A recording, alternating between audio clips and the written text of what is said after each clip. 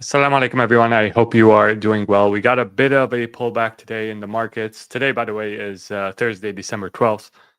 And this is to be expected. We were at all-time highs yesterday. You can see the Dow Jones pulled back 0.53%, the NASDAQ 0.68%, S&P pulled back 0.54%, and Russell pulled back 1.3%. Now, we did get hotter than expected inflation numbers for the producer price index.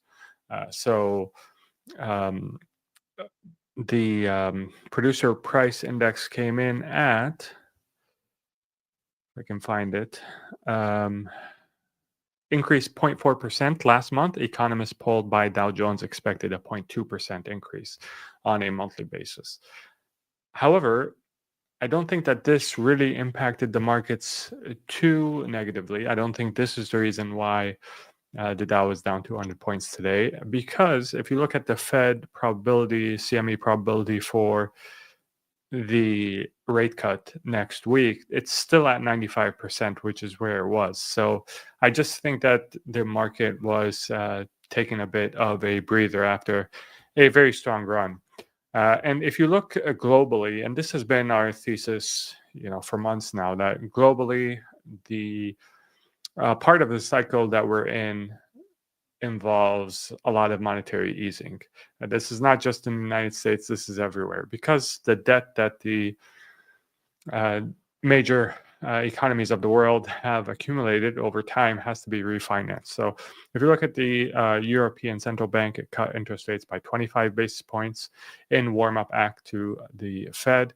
If you look at the Swiss Central Bank, it cut key interest rates by 50 basis points, lowest since September 2022. And if you look at China, China's to cut reserve requirement ratios, interest rates at appropriate times. So China's flailing economy needs a bit of a jolt, and they need stimulus in order to induce that. And we mentioned that a Trump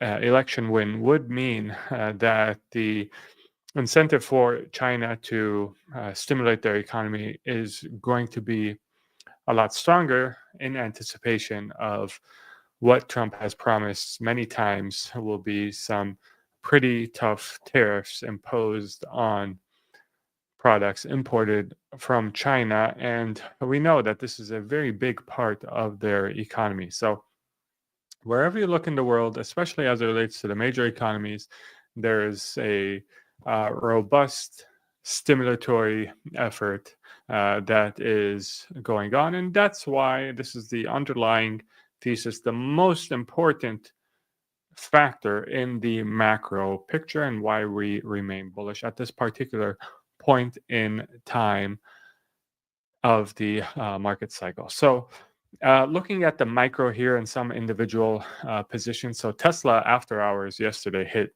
430, which was quite remarkable, an all-time high for this stock. I still think it has a lot of runway. If you were to ask me, hey, if I wanted to buy, one asset and just set it and forget it for the long term, which asset would that be? I would tell you Tesla stock. So this is a common question that I get. So there you have it. That's your answer. And Bitdeer announced a $1 billion raise. And instead of falling in price, $1 billion at the time was close to a third of its market value.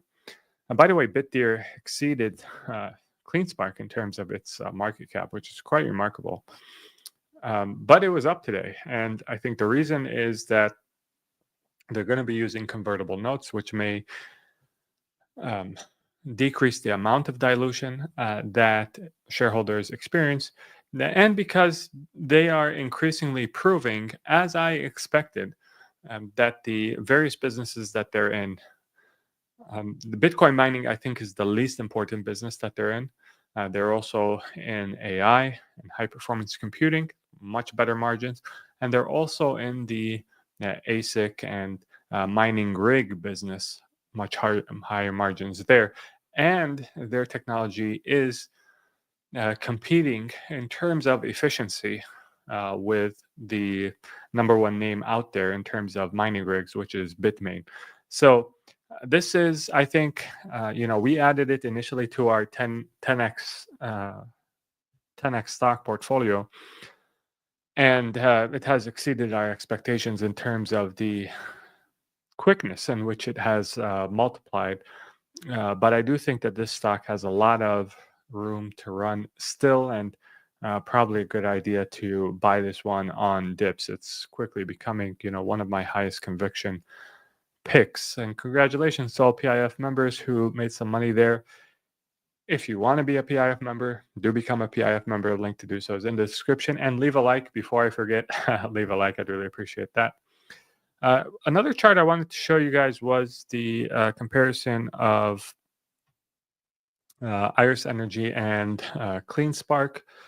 So as the chart goes down, and this, the way I've set it up, as the chart goes down, that means CLSK is appreciating more than Iris Energy is.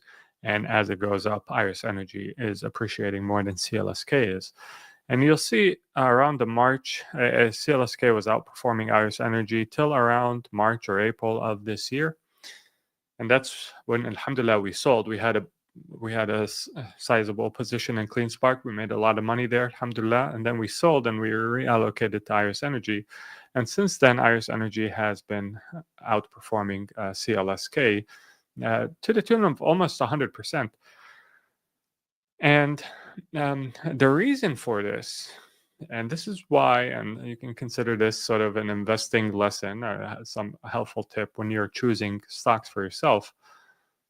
Management incentives need to be aligned with shareholder incentives. The reason why CLSK is now lagging after it was once sort of the darling of Bitcoin mining stocks, in my assessment, is because CLSK's management incentives are tied to hashing power. They're not tied to stock price.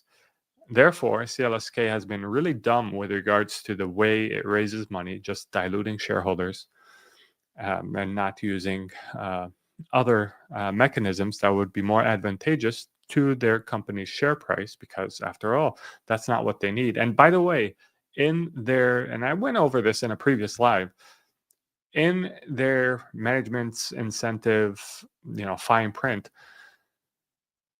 when the shareholders get diluted, management doesn't get diluted. So to the extent that they do have shareholder or are compensated in shares, those shares will increase, the number of shares will increase to compensate for the dilution that they cause. So this is a direct sort of conflict of interest between management and shareholders.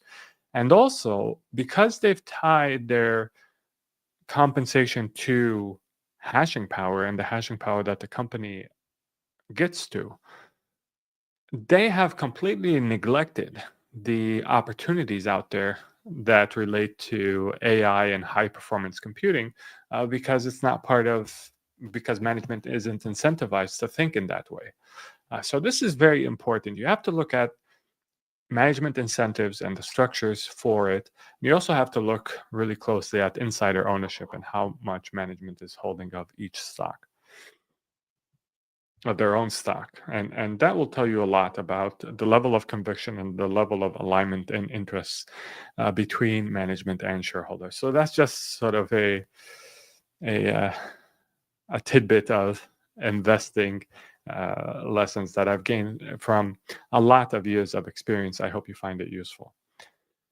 And also today we had a big move from Adobe. Sorry, this shouldn't be here. It should be here. We had a big move in Adobe. It was down 14%. And I mentioned when I talked about Adobe a few months ago on this live, I said that, be very wary of companies or enterprise software companies. Be very wary of them, because in a lot of cases, their business is going to be either replaced or at least eaten, or there's going to be some nibbling on the sides from AI applications, new AI applications that do what these enterprise software applications used to offer, and do them at a fraction of the cost and probably better. And so you saw a very weak guidance for Adobe from Adobe in 2025. Now they may be able to use this AI wave in their and play it in their favor, in which case it will be accretive to shareholder value. But unless they do so and they really take a long, hard look at their business model, they stand to lose a lot from AI and the new startups that keep popping up everywhere. Gold was down, silver was down, oil was down, Bitcoin just under 100,000, Doge at 40 cents, and Solana at 225. So we're still holding our gains that we've experienced in crypto for the most part. We're not at all-time highs, but we're darn near close.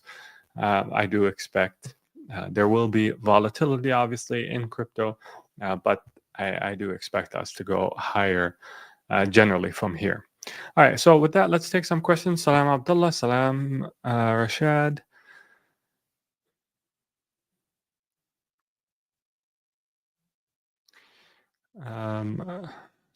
Sorry, Abdullah, I can't give you, personalized advice. I did cover SMCI in a previous live, and they're just a lot of question marks on that company. I decided not to put money there.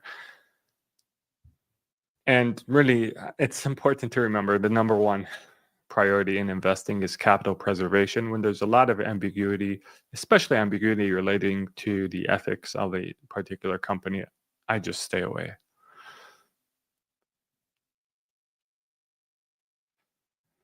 Let's hope. So Rashad says, looks like a short breather. Do you think we might have a longer one soon if I need to buy the dip? It's very hard to predict these things. Obviously, the Fed's decision tomorrow, I'm sorry, next week will be very influential. I actually think the market is getting it wrong here with regards to 95% probability of a Fed rate cut. I think that's way too high. I think the probability of a rate cut is much less than this. But we'll see what happens when the Fed meets next week. If a rate cut does happen, then I think, at least closing out the year, we may have, as they call, a Santa rally. So we'll see. But as I've been saying, I do think that there will be a pullback start of January. First 2-3 weeks of January, I expect them to be softer. So maybe there's an opportunity to buy the dip then.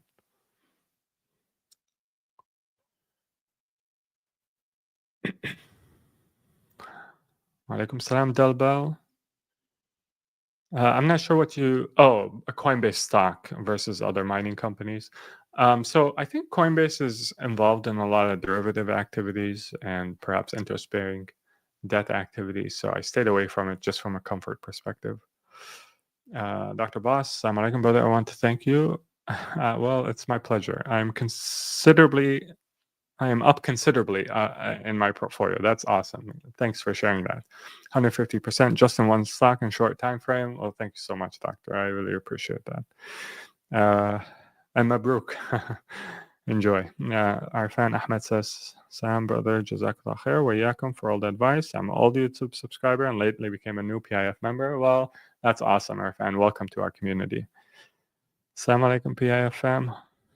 Hopefully, pullback will open up opportunities to get back at better value. Yeah, absolutely. I think all pullbacks are opportunities for us, especially because we don't deal with derivatives, we don't deal with margins, so we have time. So unless our thesis changes, pullbacks are basically sales. They're promotions. So take advantage. Muhammad says, Assalamu alaikum.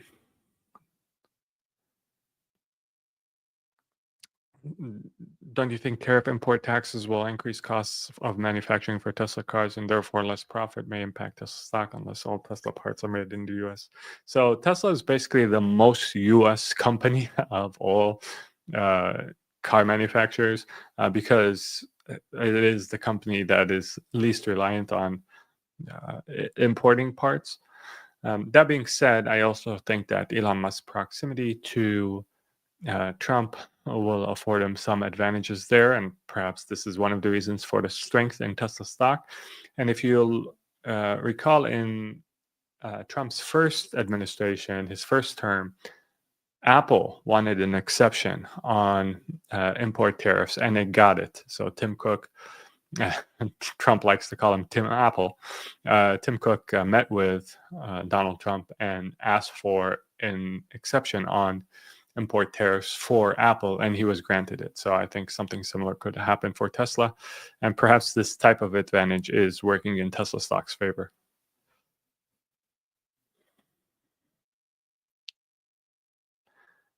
Um, can check our reasoning for our crypto comfort levels on our site, and they're basically free to check. So, and I encourage people who have input on our comfort levels, either stocks or cryptos, to leave a comment and vote, or whether they agree or disagree. Well, so Wilson, wa alaikum salam, we do look at the interest rate used, and typically with these convertible notes, the interest rate is very, very small. So it's not debt that is necessarily haram; it's interest on debt. So long as the interest rate is very low compared to the overall business of the company, specifically below 2.5%, then we remain comfortable. I don't think that that's going to change. Kareem Saleh says, Kareem, sorry, I'm talking to myself as if I wasn't like, all right. Kareem Saleh says, Assalamu alaikum, brother Rakaan. Wa alaikum salam. It's my pleasure. I'm glad you're enjoying the recaps. Uh, so I think I answered that. I think probably the first few weeks of January is when we see a dip. Nice to see you. I mean, perhaps I'll take a look at it. Question is about algo cryptocurrency. By the way, if you have any crypto or stock that you'd like me to take a look at, please leave them in the comments of this live and I'll take a look at them. Yeah, I don't like Hive. I think, Iris and Bitdeer are much better. And I generally don't like miners that are holding Bitcoin. I hold Bitcoin for myself. I don't need someone to hold it for me. Yeah. And I'm not going to pay someone to hold it for me.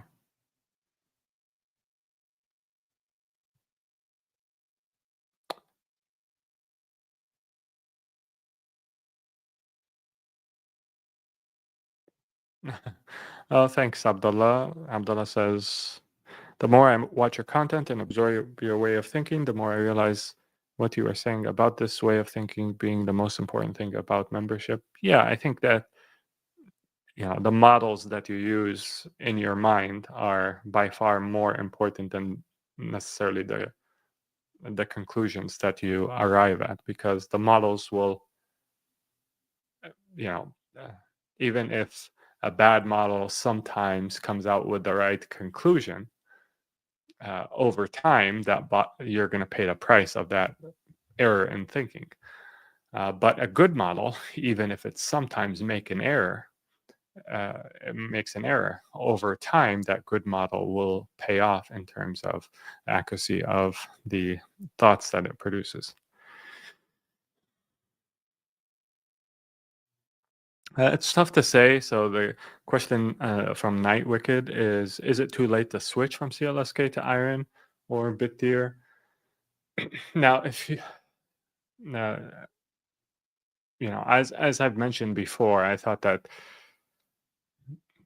in many cases, miners were a trade and not a long-term investment.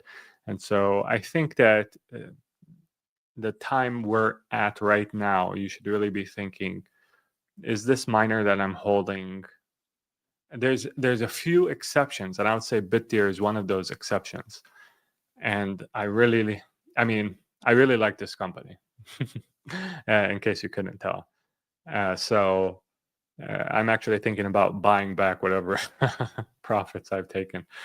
Um, but um, so most of these Bitcoin miners, you want to sell before the peak, because They're going to be going in cycles. Bitcoin mining is a tough business. Margins are terrible. And there's a very short period of time where the business makes sense, and then it becomes a terrible business all over again and for an extended period of time. With CLSK, they seem like they're just sort of a one-track mind on Bitcoin mining, and with their management incentives the way they are, I don't see that changing anytime soon. So, make of that what you will. I can't really give you personalized financial advice, but that's kind of how I think about it. Usama with the jokes. Usama says, Bitdeer becoming big deer. You get a thumbs up for that, Usama. Morris says, can I trade and sell multiple times within a day within the cash balance? Yeah, I think that's fine. Oh, additional comedy from Abdulaziz says we should say deer run instead of bull run. We might have to do that actually.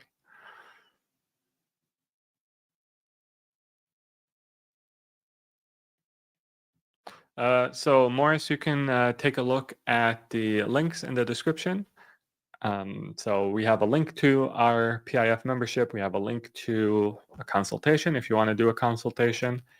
And with that, leave a like, subscribe for more alpha, free alpha. We're giving it out to the public. Hit the notification bell so you know when we go live next. And until next time, make sure to take care of yourself. Assalamu alaikum and peace be upon you all.